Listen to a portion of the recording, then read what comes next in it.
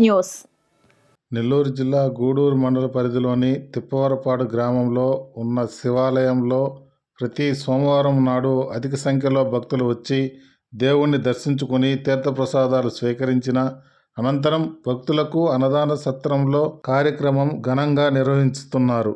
ఆలయ committee chairman మరియు పాలక మండలి సభ్యులు ఈ కార్యక్రమంలో భక్తులు చుట్టుపక్కల గ్రామాల నుండి అధిక సంఖ్యలో భక్తులు రావడమే కాకుండా గూడూరు నుంచి తిరుపతికి వెళ్లే వాహనాలు కూడా అక్కడ ఆపి దేవుణ్ణి దర్శించుకుని తర్వాత తృప్తిగా అన్నదాన సత్రంలో భోజనాలు చేసుకుని సంతోషంగా బయలుదేరుతున్నారు. ఇలాంటి కార్యక్రమాలు చేస్తున్న వారికి భక్తులు కృతజ్ఞతలు తెలిపారు.